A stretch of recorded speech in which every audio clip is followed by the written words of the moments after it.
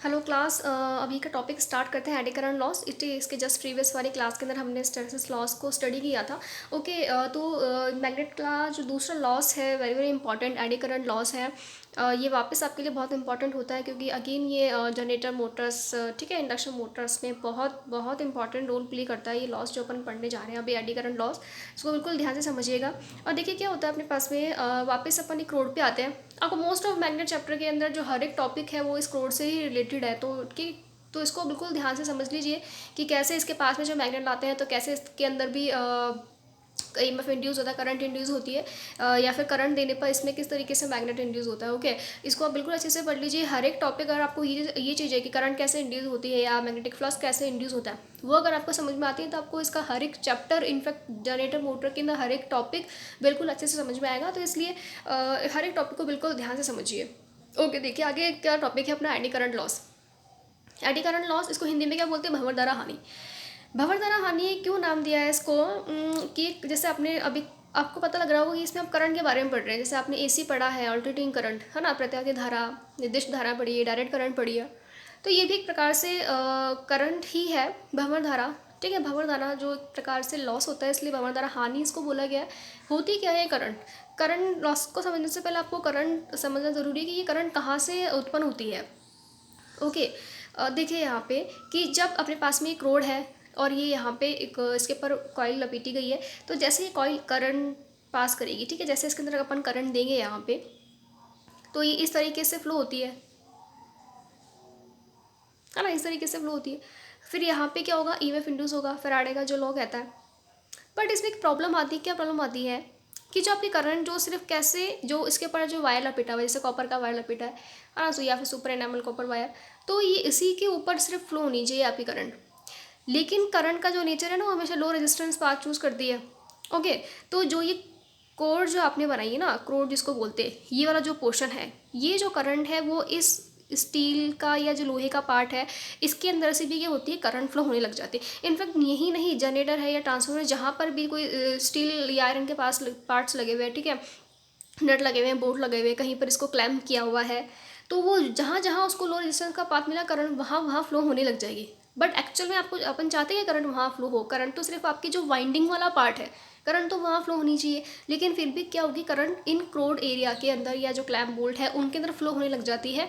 और बेवजह वहीं पर क्या होता है, इसको भंवर नाम इसलिए दिया गया है कि जैसे वहीं पर वो जैसे भंवर आता है ना, एक्चुअल में आप देखते होंगे, तो इस तरीके से उसकी पोजीशन होती है ना, कहाँ से उसका एंडिंग पॉइंट है, स्टार्टिंग पॉइंट है, कुछ पता नहीं होता। वो बीच बीच में अपने आप में अंदर ही अंदर ऐसा घूमता रहता है ना। इस प्रकार से करंट भी यही करती है, अपने आप छोटे छोटे क्लोज सर्किट अंदर बना लेगी, जैसे क्रोड के अंदर है, अपने आप में क्या छोटे छोटे सर्किट बना लेगी, वो वहीं पे फ्लो होती रहेगी।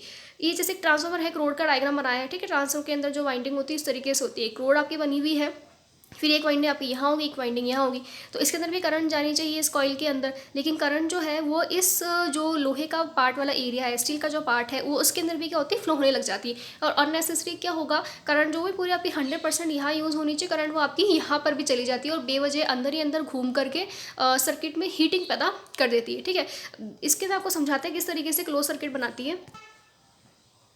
सी देखिए इसको यहाँ पे इस तरीके से एक जनरेटर का एक मैंने पार्ट बनाया कि मैग्नेट होती है, बीच के ऊपर वहाँ पे आर्मेचर लगा हुआ रहता है, ठीक है, आर्मेचर जिसके ऊपर ये क्या होती है, कॉइल लपेटी हुई होती है, टर्न्स लपेटे हुए होते हैं और उसके अंदर वो करंट इंड्यूस होता है। तो करंट क्या होगा फिर, कॉइल के अंदर तो होगा होगा जो इसका कोर वाला एरिया है ना, जिसके ऊपर कुंडली लपेटी हुई होती है, इसके ऊपर वाइंडिंग करी हुई होती है, तो वहाँ पर भी क्या होती है, देखो अंदर ही अंदर इस तरीके से क्लोज सर्किट बनाती है। करंट यहाँ से गई, ठीक है, यहाँ पर इस तरीके से वापस एक इसने खुद ने एक लूप बना लिया, फिर ये यहाँ पे आई, ठीक है, अंदर ही अंदर इस तरीके से ये अपने अंदर जो लघु परिपथ शॉर्ट सर्किटेड होती रहती है। तो इस प्रकार से इसको कंप्लीट पाथ मिलता रहता है और ये आगे ही आगे से जाके क्या होती है, इतनी ज़्यादा डेवलप हो जाती है कि क्रोड एरिया के अंदर इतनी हीट उत्पन्न कर देती है बहुत ज़्यादा। इसलिए क्या करते हैं कि ये हीटिंग है इसके अंदर उत्पन्न ना हो, इसलिए क्या करते हैं, इसको एक कंप्लीट स्ट्रिप्स के रूप में मतलब एक सॉलिड मटेरियल के ऊपर, जैसे कोड अपन जब बनाते हैं, ठीक है, इस तरीके की पूरा एक सॉलिड मटेरियल ना लेकर के काफ़ी परतों के अंदर उसको लिया जाता है। ठीक है, क्या किया जाएगा इसको बनाने के लिए, मतलब इसको सॉलिड अवस्था में नहीं बना करके इसको पटलों के रूप में अपन लेते हैं। ठीक है, इस तरीके से चौकर चौकर बहुत सारी पतली पतली स्ट्रिप्स बना करके उनको क्लैम कर दिया जाता है, उनको बिल्कुल लैमिनेटेड कर करके बिल्कुल एक के ऊपर एक के ऊपर उसको स्थिर किया जाता है। ठीक है, इस तरीके से क्या होगा, वहाँ पे एडी करंट जो लॉस है वो नहीं होगा। क्यों नहीं होगा, उसको एक सॉलिड मटेरियल है वो नहीं मिलेगा, और उसको लैमिनेशन इन द सेंस उसके ऊपर आपने कुछ एक इंसुलेशन चढ़ा दिया। इंसुलेशन चढ़ाने से क्या होगा कि जो एक लेयर की जो करंट है वो दूसरे से लिंक नहीं हो पाएगी। ओके, बिल्कुल उसके लिए ब्लॉक वहाँ पे उपस्थित हो जाएगा। तो इस प्रकार से ये एडी करंट लॉस था, काफ़ी हीटिंग हो रही थी और पावर के अंदर इस प्रकार से जो कमी आती है उसको अपन क्या बोलते हैं, एक लॉस के रूप में ये हो गया, तो उसको अपन एडी करंट लॉस बोलते हैं। देखो यहाँ पे इसको राइट डाउन किया हुआ है कि प्रत्यावर्ती फ्लक्स के कारण क्रोड, ठीक है, क्रोड समझ गए जो ये वाला पार्ट, क्रोड, क्लैम्प, बोल्ट आदि में भी देखिए मेंशन किया हुआ है पे आयरन एंड स्टील पार्ट। ठीक है, क्योंकि यही लेते हैं क्रोड बनाने के लिए और तो उनका रेजिस्टेंस भी बहुत कम होता है। तो क्लैम्प आदि में भी कॉइल की तरह ईएमएफ उत्पन्न हो जाता है। यहाँ तक अपन पहले ही पढ़ चुके हैं। ठीक है, फैराडे लॉ के अकॉर्डिंग। अब यहाँ पे क्या लिखा हुआ है कि ईएमएफ का मान बहुत कम होता है, बट यहाँ पे क्या होगा, क्रोड का जो है रेजिस्टेंस बहुत ज़्यादा क्या होता है, कम होता है। ठीक है, बट क्रोड का रेजिस्टेंस काफ़ी कम होता है और वहाँ पर भंवर धाराएं प्रेरित होने लगती हैं। ठीक है, अब प्रेरित वर्ड यूज़ में लिया है कि ये करंट प्रेरित और का मतलब ये होता है कि करंट जो वहाँ पे उत्पन्न हो, जो इंड्यूस्ड हो। ठीक है, करंट आपने दी नहीं है यहाँ पे, हमेशा जैसे एक कॉइल का सर्किट होता है उसमें अपन करंट देते हैं उसको, तो यहाँ पे कोई करंट सोर्स नहीं लगाया है, ये करंट वहाँ पे क्या हुई, इंड्यूस हुई है। तो भंवर धाराएं प्रेरित होने लगती हैं, वह क्रोड में भी कई लघु परिपथ बनाती है। लघु परिपथ इस तरीके से जिससे पावर में कमी आ जाती है। इस कमी को ही क्या बोलते हैं, एडी करंट लॉस या फिर भंवर धारा हानि बोलते हैं। ओके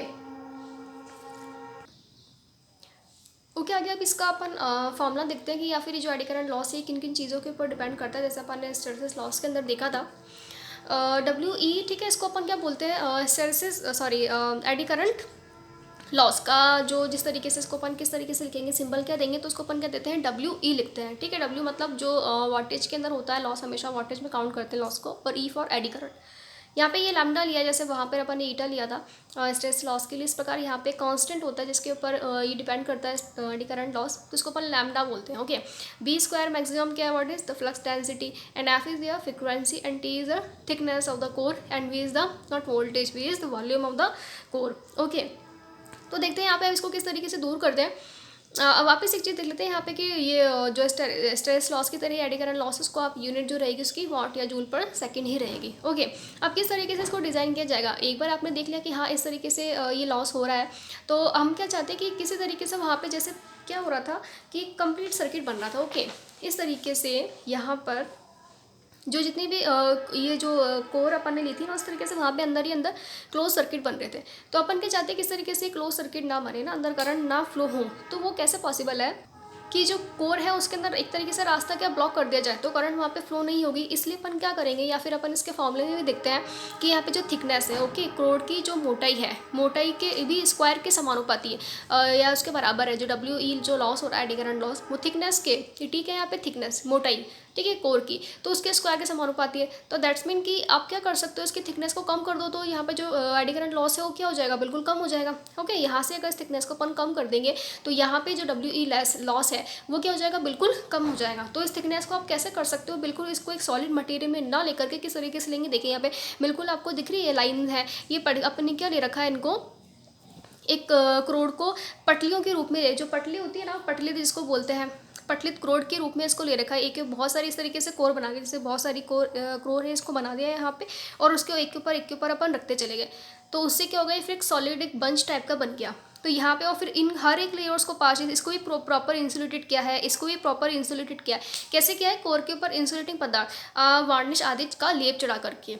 ठीक है, वार्निश के अंदर इसको अपन बहुत टाइम तक डुबो के रखते हैं, फिर प्रॉपर सूख जाने के ऊपर इसको ऊपर हर एक मटेरियल को वार्निश में डुबो के रखेंगे।